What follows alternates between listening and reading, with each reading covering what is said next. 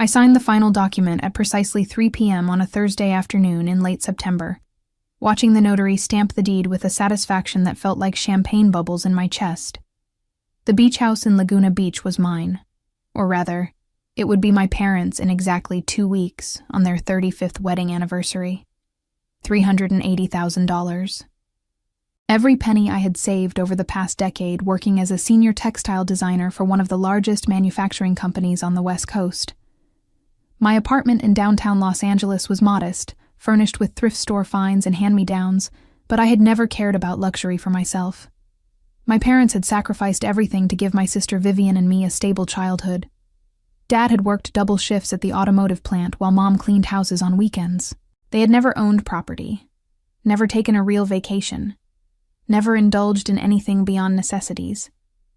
This house, with its whitewashed exterior and ocean views, was my way of saying thank you for 35 years of putting us first. I had discovered the property almost by accident 6 months earlier, while visiting a college friend who lived in the area. The house sat on a quiet street 3 blocks from the beach, a 2-bedroom cottage with a wraparound porch and a garden that desperately needed attention. The elderly owner had passed away, and her children wanted a quick sale. I had toured it alone on a Saturday morning, imagining my parents sitting on that porch with their morning coffee, finally able to rest. The financing had been brutal. I had liquidated my retirement account, taken a second mortgage on my condo, and worked overtime for 6 months straight. My boss had noticed my exhaustion and offered me a promotion that I turned down because it would have required relocating to Seattle. I needed to stay close, needed to see my parents enjoy this gift. Some dreams are worth the sacrifice.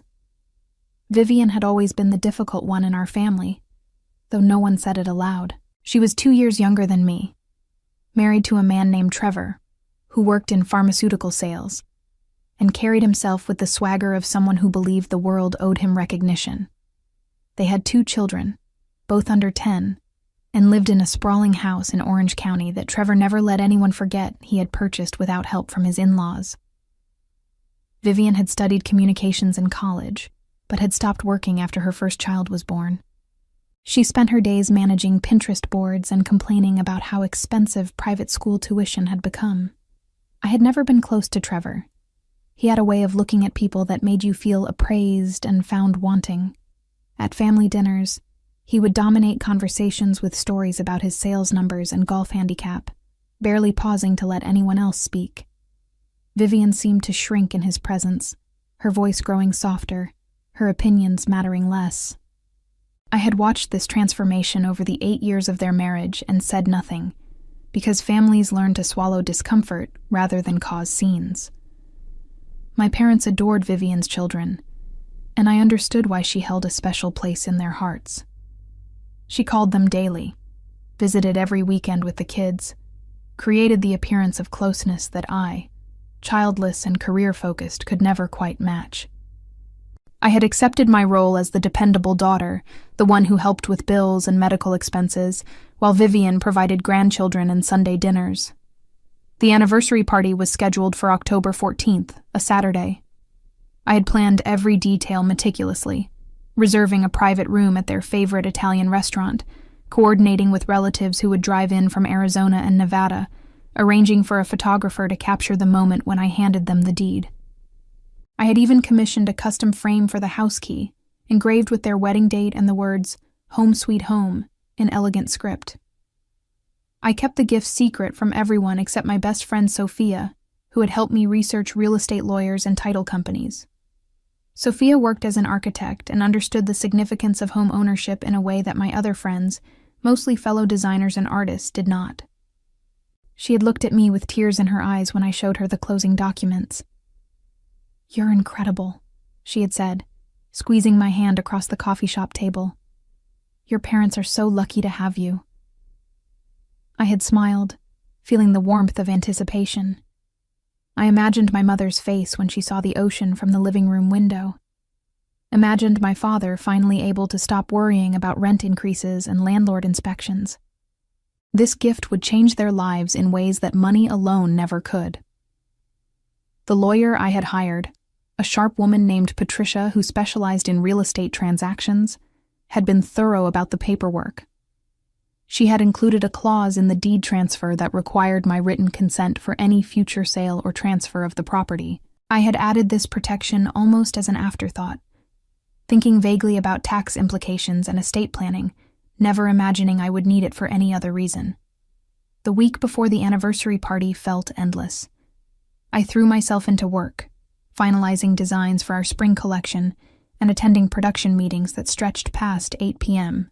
My supervisor, a demanding perfectionist named Gloria, had been pushing the entire team hard as we prepared for our presentation to international buyers.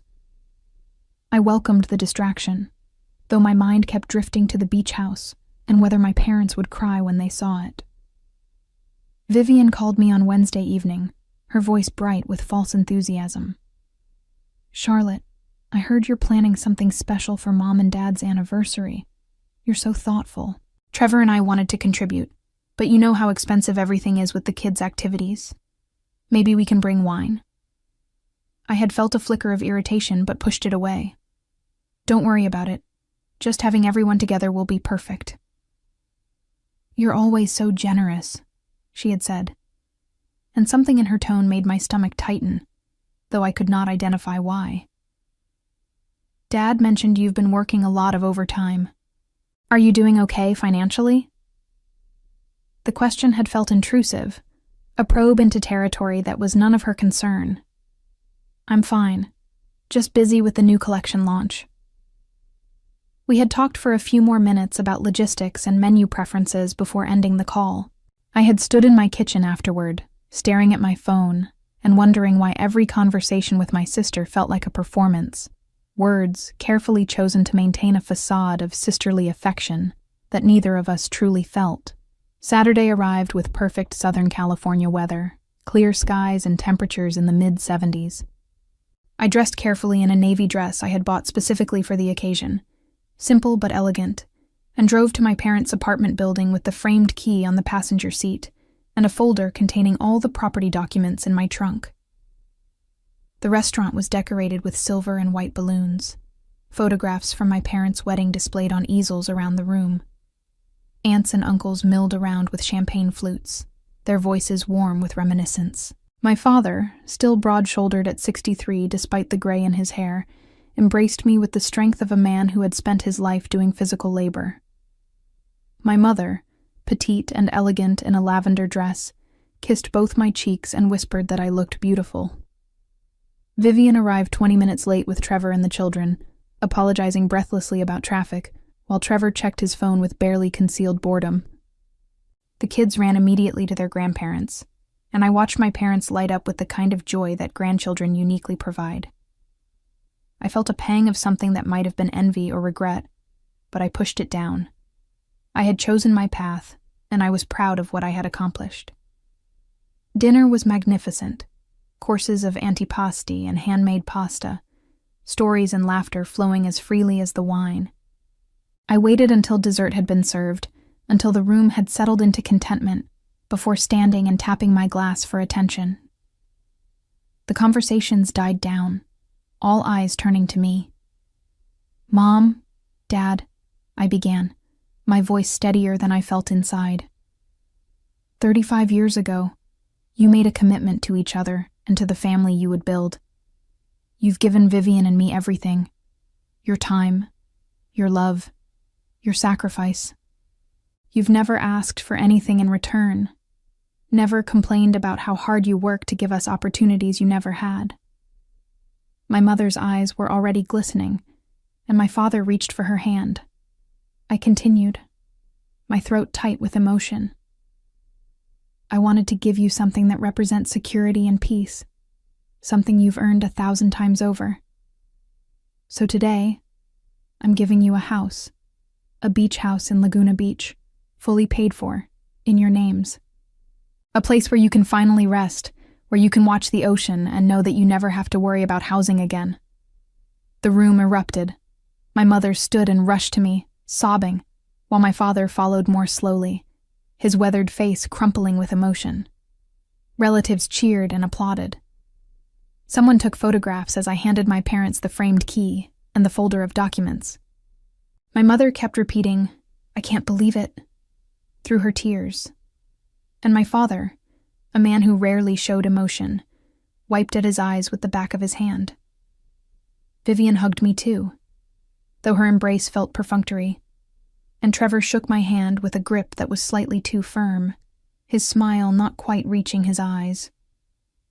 "That's very generous of you," he said, his tone impossible to read. Very generous indeed. We stayed at the restaurant until nearly midnight, the celebration expanding as news of the gift spread through conversations. My parents could not stop talking about the house, asking questions about the neighborhood and the layout, making plans to visit it the following weekend. I basked in their happiness, feeling vindicated in every sacrifice I had made. The next 2 weeks passed in a blur of work and planning.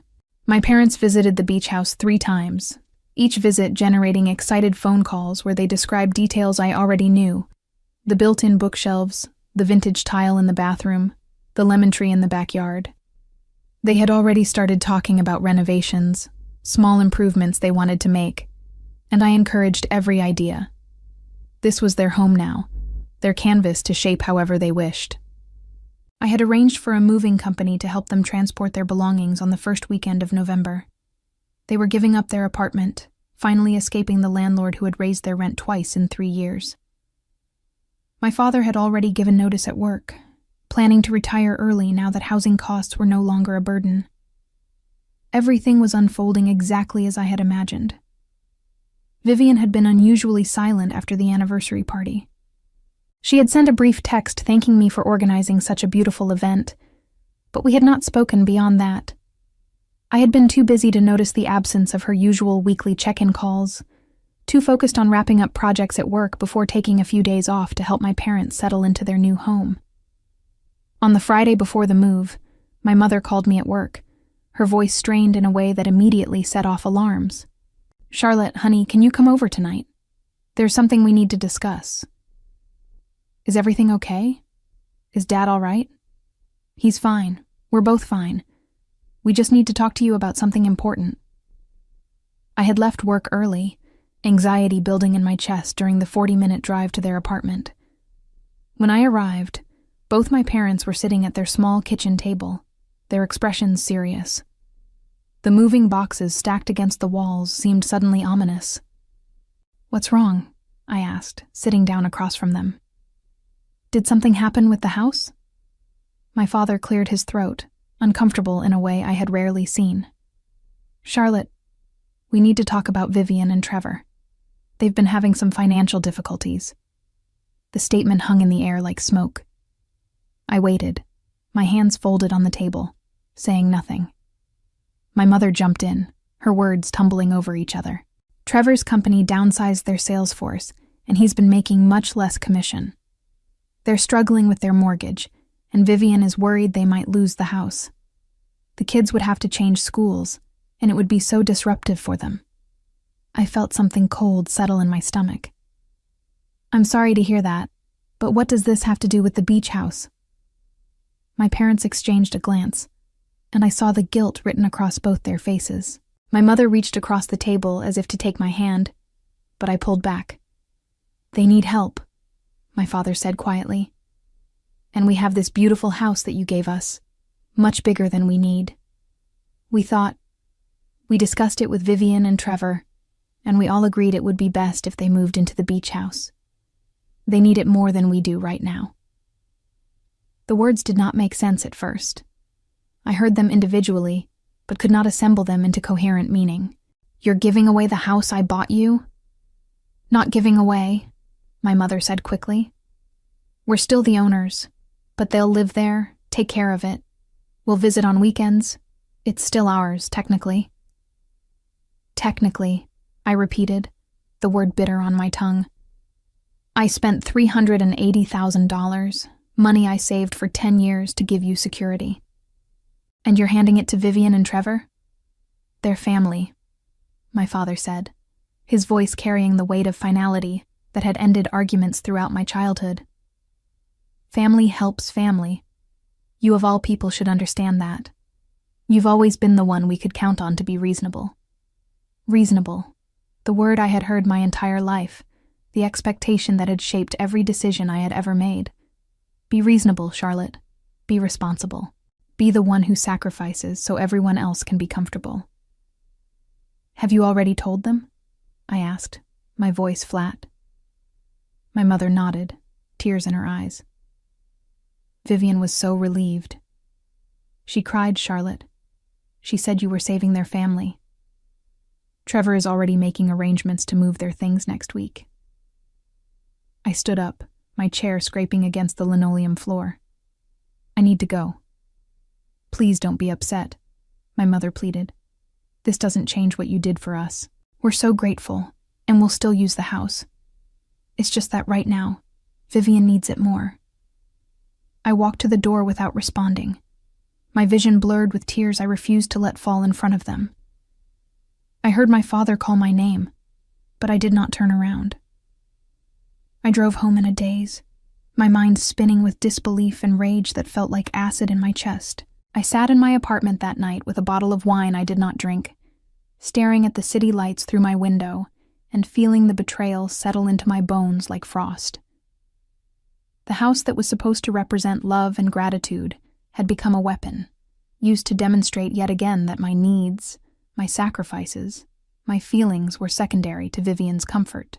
I had drained my savings, mortgaged my future, worked myself to exhaustion, and in return, I had been labeled unreasonable for daring to feel hurt.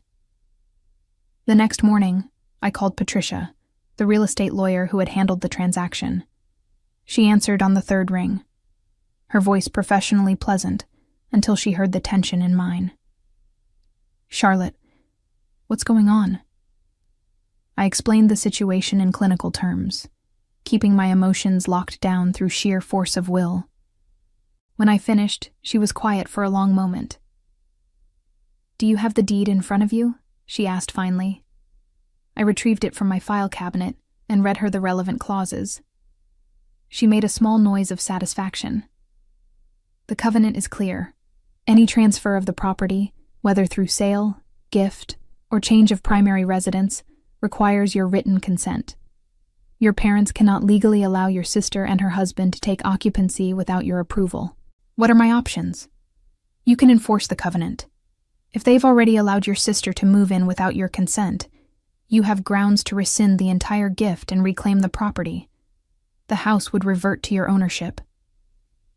The possibility hung in the air between us, tempting and terrible. And if I did that? Your parents would be removed as owners. You would own the house outright again. They would have no legal claim to it. I thanked her and ended the call, my hands shaking. The nuclear option. The choice that would blow apart whatever remained of my family relationships. I sat with the possibility for hours, weighing consequences and alternatives, trying to find a path that did not involve burning every bridge I had spent 35 years building. By Sunday afternoon, I had talked myself into going to the beach house to see the situation for myself before making any decisions. Maybe there had been a misunderstanding. Maybe my parents had exaggerated the arrangements. Maybe I could still salvage this without destroying everything. I drove to Laguna Beach, my stomach churning with anxiety and anger. The house looked exactly as it had during my last visit, the garden slightly more tended, the porch swept clean. I parked on the street and walked up the front path, noticing the SUV in the driveway that I recognized as Trevor's. My hands were clammy as I knocked on the door. Vivian opened it, her expression flickering from surprise to something that might have been guilt, before settling into defensive brightness. Charlotte, we weren't expecting you. Come in, come in. I stepped inside and felt my breath catch. Moving boxes were stacked everywhere, labeled with marker in Vivian's handwriting. Kids' toys were scattered across the living room floor. Trevor's golf clubs leaned against the wall near the entrance. The house that I had imagined as my parents' sanctuary had been transformed into Vivian's new home with a speed that suggested this had been planned long before my parents had bothered to tell me. Trevor emerged from what had been designated as the master bedroom, wiping his hands on his jeans. He saw me and smiled, that same calculating expression I had always disliked. Charlotte. Perfect timing. We were just moving the last of the furniture. Your sister's been working so hard to get everything organized. I can see that, I said, my voice carefully neutral. Where are Mom and Dad? They came by this morning to see how we're settling in, Vivian said quickly. They brought coffee and pastries. It was sweet. They're so excited to have us here. I looked around the room, taking in every detail. Children's artwork was already taped to the refrigerator. Vivian's decorative pillows were arranged on the couch I had left for my parents. Trevor's expensive sound system was being installed in the corner, where I had imagined my father would set up his reading chair. This happened fast, I observed. You've already moved everything in. Trevor shrugged, his confidence bordering on arrogance. When opportunity knocks, you don't waste time. Your parents were generous enough to offer us the house, and honestly, it's perfect for us. Much better location than Orange County, better schools for the kids. We're probably going to put our old place on the market. Something crystallized in that moment, a clarity that cut through confusion and doubt. This had never been about temporary help or financial difficulties. This was a permanent takeover, executed with the kind of efficiency that suggested Trevor had been planning it from the moment I had announced the gift at the anniversary party. So, you're moving in permanently, I said, not a question. Well, your parents still own it legally, Vivian said, avoiding my eyes. But they agreed it makes more sense for us to live here. They don't need this much space, and honestly, Charlotte, we really needed this. Trevor's been under so much pressure, and the kids deserve stability. I nodded slowly, a plan forming in my mind with diamond-edged precision. You're right. The kids deserve stability. How wonderful that it worked out so perfectly. Trevor's smile widened, misinterpreting my calm as acceptance. See, Vivian? I told you Charlotte would understand. She's always been the reasonable one in the family. He moved closer, draping an arm over my shoulder with a familiarity that made my skin crawl. You gave this house to your parents, and they're giving it to us. That's how family works. This is our property now, fair and square. I looked at him, memorizing his smug expression, the absolute certainty in his eyes that he had won. I'm happy for you both, I said, extracting myself from his grip. Really? Congratulations on your new home. Vivian's relief was palpable. Thank you for being so understanding. I know this isn't what you planned, but it means everything to us. The kids are going to love growing up near the beach. I made appropriate small talk for another 10 minutes, asking questions about their moving timeline and complimenting Vivian's decorating choices.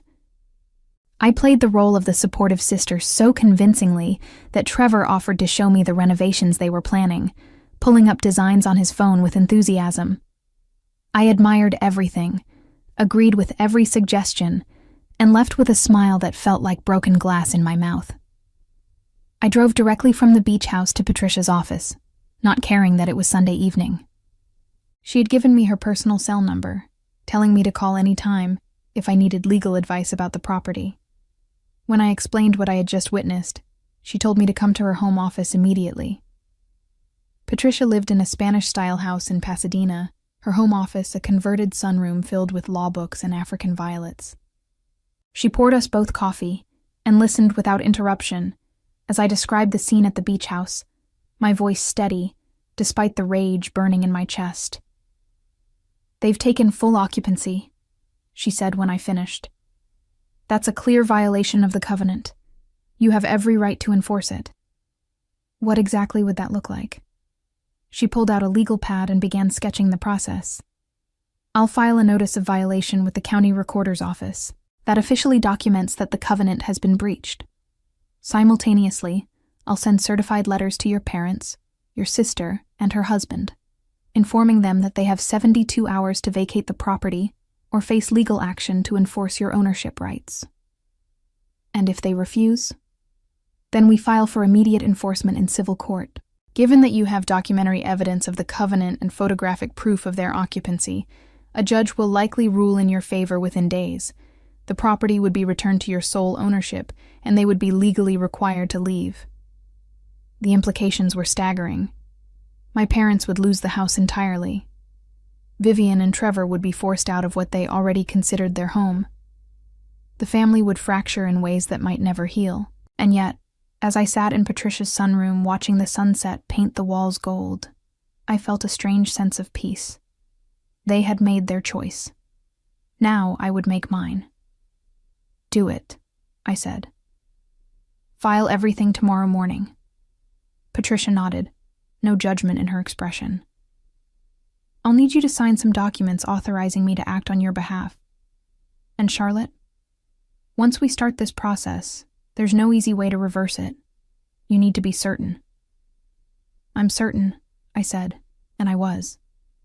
The reasonable, accommodating Charlotte, who had spent her life making herself smaller to keep everyone else comfortable, was gone. In her place was someone who understood that sometimes the only way to be treated with respect was to demand it. Consequences be damned. I spent Sunday night drafting an email to my supervisor, requesting the following week off for personal reasons. Gloria responded within an hour, granting the time without question. I had never taken unscheduled leave in 7 years with the company. I had earned some flexibility. Monday morning, Patricia called to confirm she had filed all necessary paperwork. The certified letters would be delivered by 5 p.m. I drove to a coffee shop near the beach house and waited, my laptop open with a work project I made no progress on. I kept imagining the moment when the letters arrived, when Vivian and Trevor realized that their victory was built on legal quicksand. At 5:47 p.m., my phone rang. Vivian's name on the screen. I let it go to voicemail. 2 minutes later, Trevor called. Voicemail. Then my mother, her message frantic. "Charlotte, what is this letter? Please call us immediately. There's been some mistake." No mistake, I thought, deleting the voicemail. Just consequences. I returned to the beach house at 7 p.m., parking across the street and walking to the front door with the confidence of someone who owned the property. Because I did, or I would, very soon. I knocked firmly, and this time when Vivian opened the door, her face was blotchy with tears. "How could you do this?"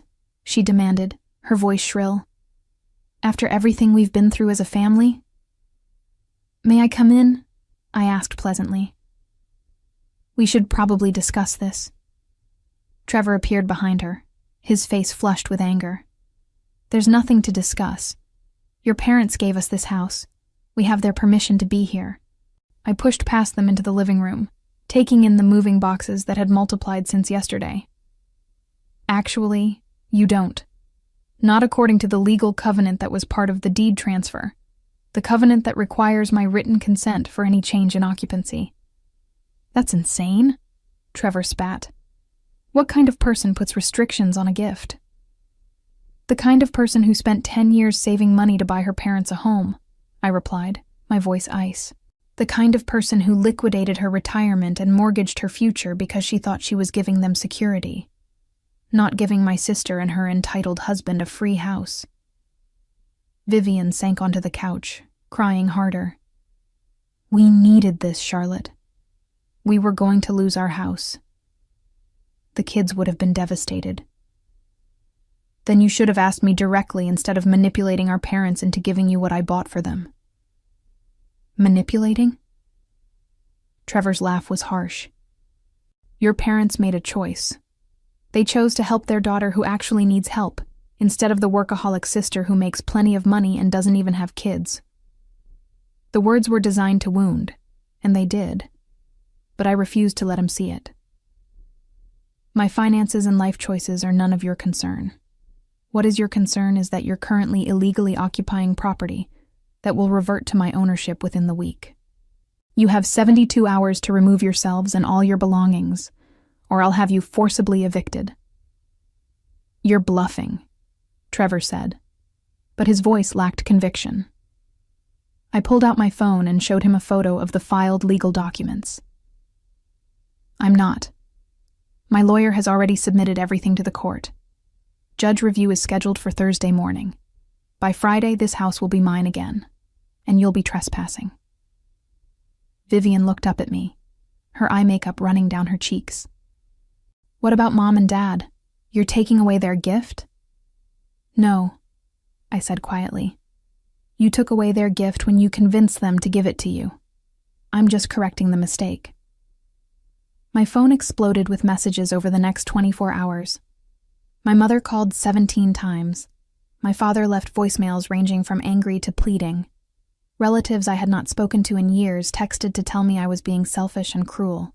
Vivian's friends, people I had never met, sent Instagram messages calling me a heartless monster who was destroying a family over money. I blocked most of them and let Sophia field the rest. She had moved into my apartment temporarily, worried I would crumble under the pressure. Instead, I felt strangely calm, as if a weight I had carried my entire life had finally been lifted. I had spent 3.5 decades being reasonable, and it had earned me nothing but exploitation. I was done. Patricia called Wednesday afternoon with an update. "The judge reviewed the case this morning. The covenant is ironclad, and your documentation is perfect. She's issuing the order tomorrow. The property will be legally yours by Friday at noon." "What about my parents?" "They'll be removed as title holders. The house will revert to your sole ownership, exactly as it was before you gifted it to them. If you choose to gift it to them again in the future, that's your prerogative. But legally, they'll have no claim to it." I thanked her and sat in my apartment, thinking about choices and consequences. My parents had chosen Vivian. They had taken my gift and given it away without a second thought about how that would make me feel. They had expected me to be reasonable, to accept being treated as an ATM rather than a daughter. And when I had refused to play that role, they had turned the entire family against me. Thursday morning, I drove to the beach house one final time before the legal order was executed. Trevor's SUV was still in the driveway, but when I knocked, no one answered. I tried the door and found it unlocked. Inside, the house was in chaos. Moving boxes were torn open, half-packed. Children's toys littered the floor. A coffee cup sat abandoned on the kitchen counter, still half full. I walked through each room, cataloging the damage and disrespect. Nail holes in the walls where Trevor had hung his artwork. Scratches on the hardwood floor from dragging furniture. A burn mark on the bathroom counter from someone's curling iron. The house I had lovingly selected and carefully prepared had been treated like a disposable commodity. In the master bedroom, I found a stack of documents on the dresser. Mortgage applications for Trevor and Vivian's Orange County house, marked approved for refinance. Bank statements showing that Trevor had received a promotion 2 months ago, his commission actually increasing rather than decreasing. A printed email from Vivian to her mother-in-law, dated 3 weeks before the anniversary party, discussing their plan to convince Charlotte's parents to let us use the beach house. The financial difficulties had been a lie. The entire sob story had been manufactured to justify taking what I had given my parents. Trevor and Vivian had seen an opportunity and exploited it with calculated precision, counting on my parents' favoritism and my reputation for being reasonable to ensure I would eventually accept the arrangement. I photographed every document, every piece of evidence of their deception. Then I called Patricia and told her what I had found. "That changes things," she said, her voice hard. "That's fraud. If they lied to induce your parents to transfer the property rights, that's grounds for a civil suit beyond just enforcing the covenant. You could sue them for damages." "I don't want their money," I said. "I just want them out of my house." "Understood. But keep those documents. You might need them." I left the beach house and drove to a coffee shop, where I waited for Patricia's call confirming that the judge had signed the order. It came at 2 p.m. The house was mine. Trevor and Vivian had until 5 p.m. to vacate or face arrest for trespassing. At 4:30 p.m., I returned to the beach house with Sophia and a locksmith.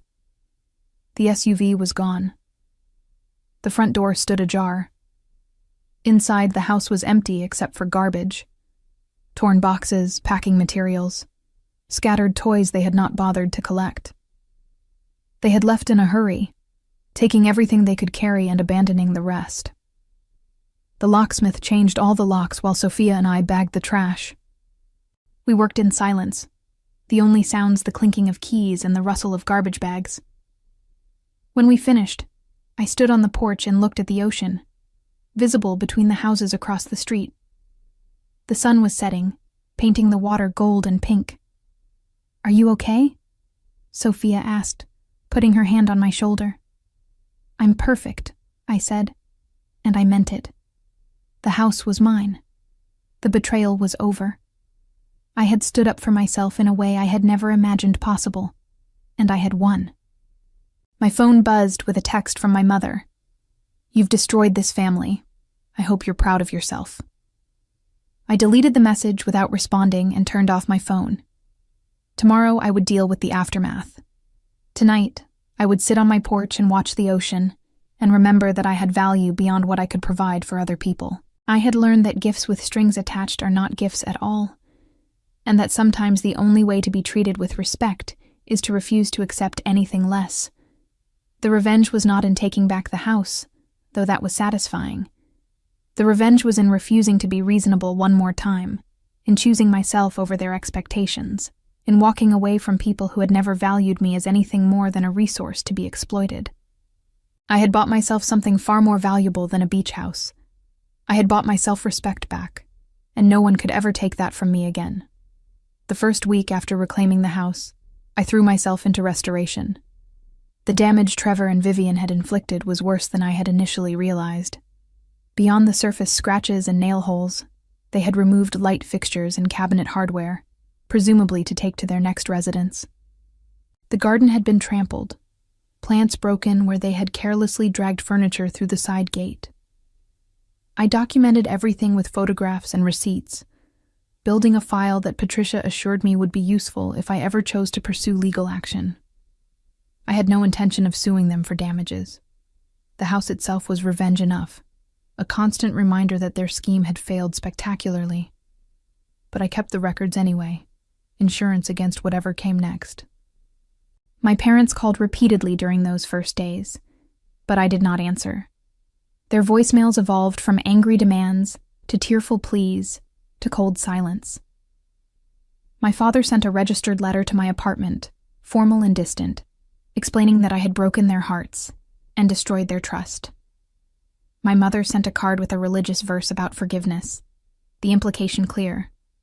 I was the one who needed to repent. Vivian's communication came through social media, public posts designed to paint me as a villain. She wrote long status updates about family betrayal, about sisters who valued money over relationships, about the trauma her children were experiencing because their aunt had stolen their new home. Her friends flooded the comments with support and condemnation aimed at me. Several relatives shared her posts, adding their own commentary about my selfishness. I read every word with detached interest, marveling at the narrative they had constructed. In their version, I had maliciously tricked my parents with legal fine print, then cruelly evicted my struggling sister and her innocent children. There was no mention of Trevor's lies about financial difficulties, no acknowledgement of the fraud they had committed, no recognition that the house had been mine to begin with. Sophia suggested I respond publicly, defend myself, but I refused. The people who mattered knew the truth. Everyone else could believe whatever made them comfortable. I had learned that some battles are won by refusing to fight them, by letting your accusers exhaust themselves shouting into the void while you build the life they insisted you did not deserve. The house became my sanctuary. I spent weekends painting walls and refinishing the damaged floors. I replaced the stolen fixtures with better versions, upgraded the kitchen appliances, planted new flowers in the garden. Every improvement felt like reclaiming territory, restoring something that had been violated by people who viewed generosity as weakness. Sophia helped me landscape the backyard, creating a meditation space with a small fountain and comfortable seating. We worked side by side in comfortable silence, and I felt peace settling over me like morning fog.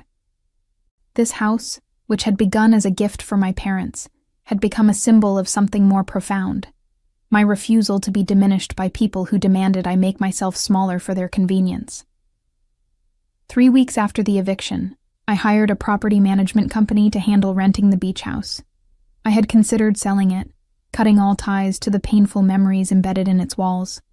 But something stubborn in me refused to let Trevor and Vivian's actions drive me away from something I loved.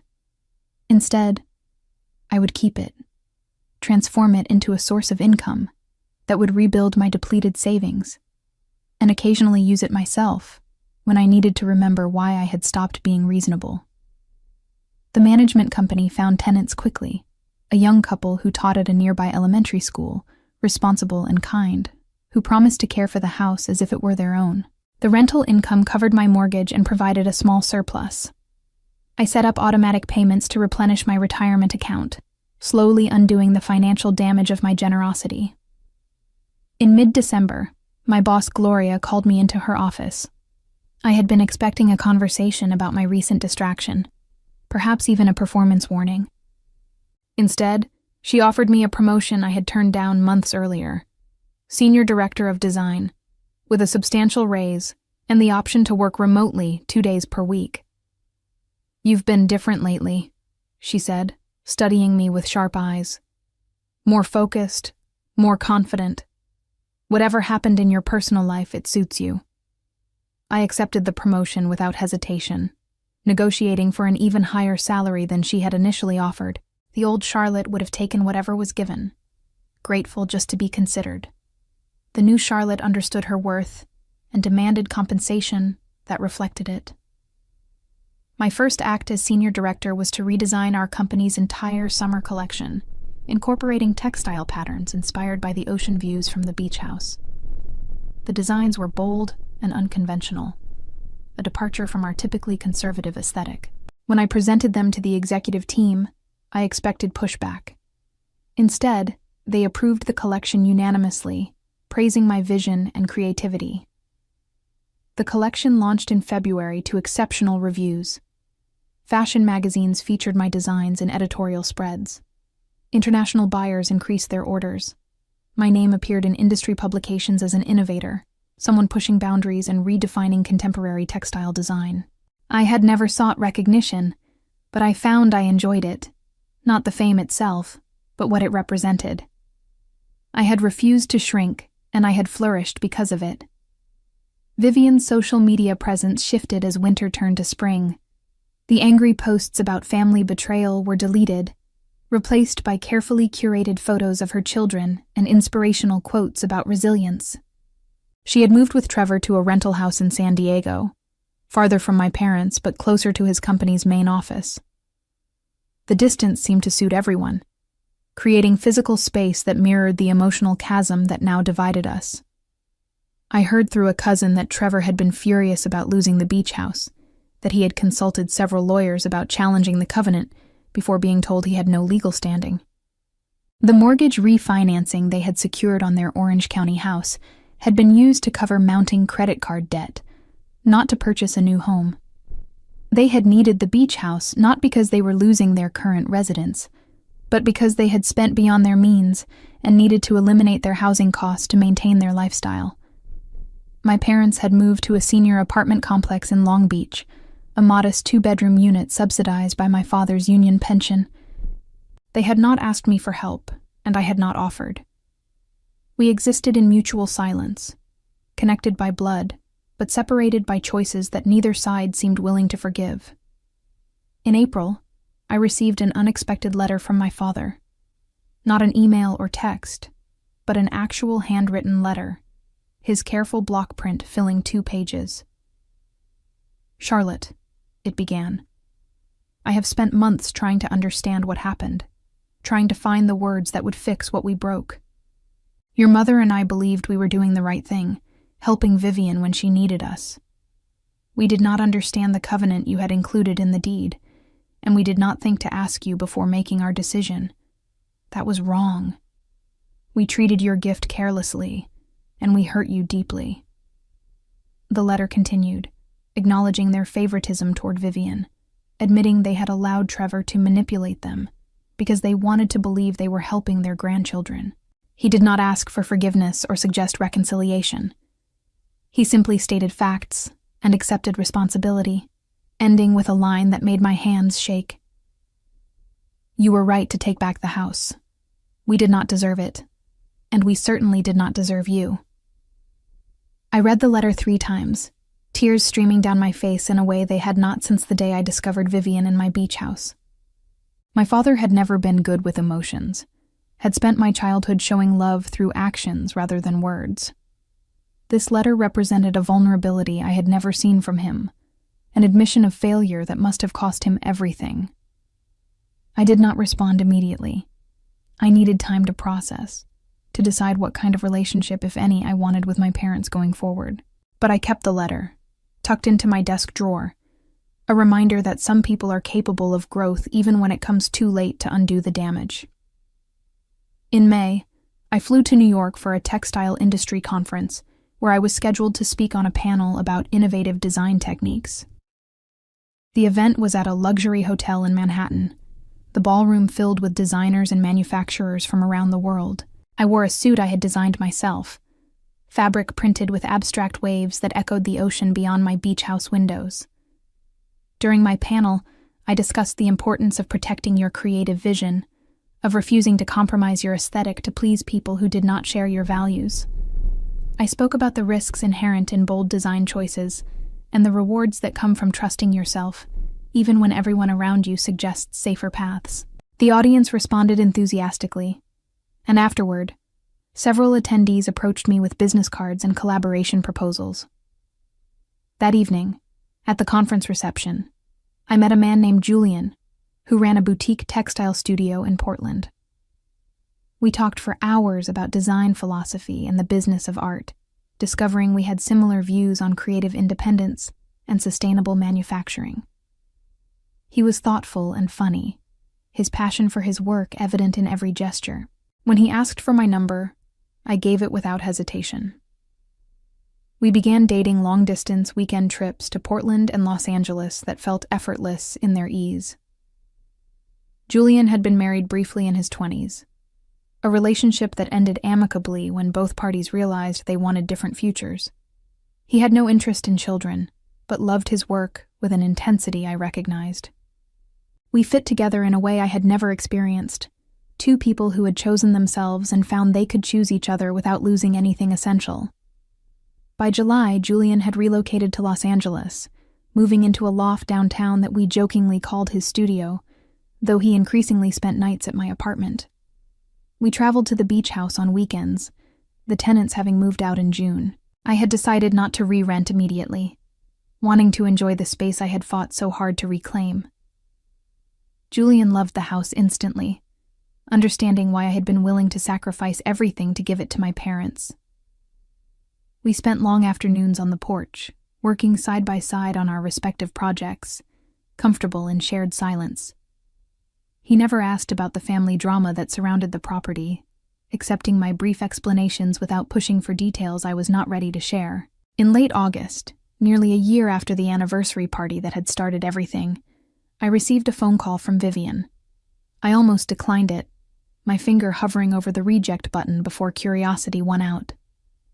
"Charlotte," she said, her voice small and uncertain. "I know I have no right to call you.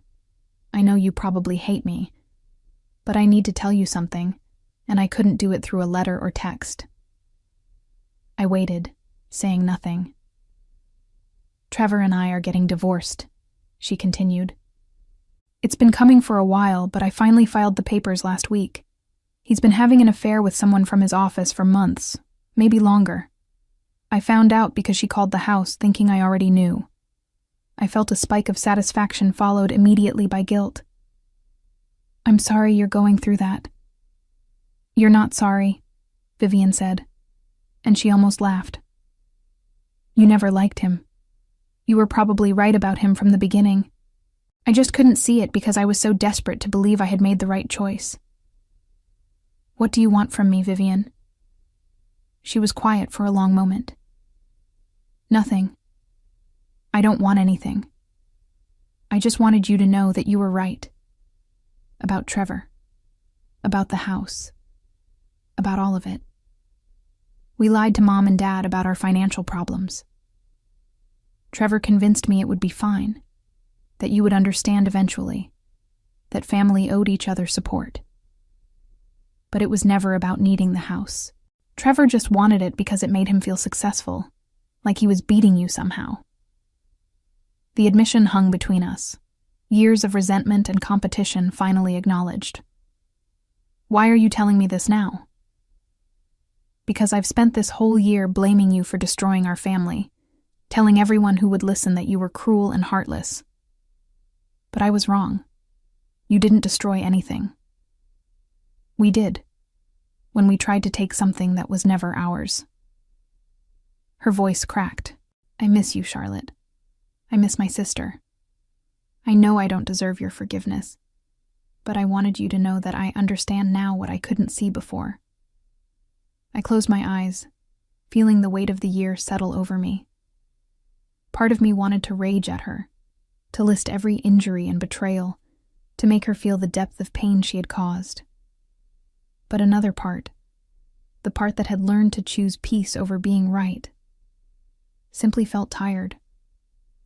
I'm glad you're leaving, Trevor, I said finally. You deserve better than someone who lies to you and cheats on you. As for us, I don't know if we can ever be what we were, but maybe someday we can figure out what we can be. That's more than I deserve, Vivian whispered. Thank you. We ended the call without promises or plans, just the acknowledgement that some damage takes years to repair, if it can be repaired at all. I sat on my porch with Julian beside me, watching the sunset paint the ocean in shades of copper and gold. Your sister? He asked, and I nodded. He squeezed my hand and said nothing more, understanding that some conversations need space to breathe before they can be discussed. 2 weeks later, my mother called. Our first conversation in nearly a year was awkward and stilted, filled with long pauses and careful word choices. She asked about my work and my life with a tentative interest that suggested she had finally realized how little she actually knew about me. I answered honestly, but without elaboration, not ready to open myself fully, but willing to crack the door. She told me about my father's health issues, minor but concerning, and about their adjustment to the apartment. She mentioned that Vivian had moved back closer to them with her children, that the divorce was difficult but necessary. She did not apologize for her role in what had happened, but she also did not blame me. It was progress, however incremental. We began talking monthly, brief check-ins that slowly rebuilt the foundation of our relationship. My father wrote occasional letters, updates on his life that never pressured me for more than I was willing to give. They had learned, finally, that I could not be taken for granted. By October, exactly 1 year after I had taken back the beach house, I stood in the same spot where Trevor had smirked at me and declared the property his. But now the house was filled with my furniture, my art, my vision of what a home should be. Julian and I had decided to split our time between his downtown loft and the beach house, creating 2 spaces that reflected different aspects of our lives together. The textile collection I had designed had exceeded all sales expectations, earning me recognition from the Fashion Designers Association and a feature in Architectural Digest about homes that inspire creativity. The article included photographs of the beach house, its transformation from neglected cottage to artistic sanctuary documented in glossy pages. My parents called after the article published, my mother's voice thick with emotion as she told me how proud they were, how beautiful everything looked. Vivian sent a text with a screenshot of the article. You were right. It was always your house. It's perfect now. I looked at the message for a long time before responding simply, thank you. The final confrontation came not with drama, but with quiet satisfaction. Trevor called me in November, his voice stripped of its characteristic arrogance. He wanted to apologize, he said, for his behavior and his manipulation. He admitted he had been jealous of my success, insecure about his own achievements, desperate to prove he could take something from someone he perceived as having too much. I listened without interrupting, letting him exhaust himself with explanations and excuses. When he finished, I said only, I hope you learn to build your own life instead of trying to steal someone else's. He hung up without responding, and I deleted his number immediately. I had no interest in his redemption or his regret. The revenge was never about making them suffer, though they had in their own ways. Trevor had lost his marriage and his reputation. Vivian had lost her sister and her illusions about her marriage. My parents had lost the gift they had treated so carelessly. But the real revenge, the lasting revenge, was in what I had gained. I had learned to value myself beyond my utility to others. I had discovered that being reasonable was often just another word for being exploited. I had found love with someone who saw me as an equal, not a resource. I had built a career and a home that reflected my worth, not my willingness to sacrifice for people who would never appreciate it.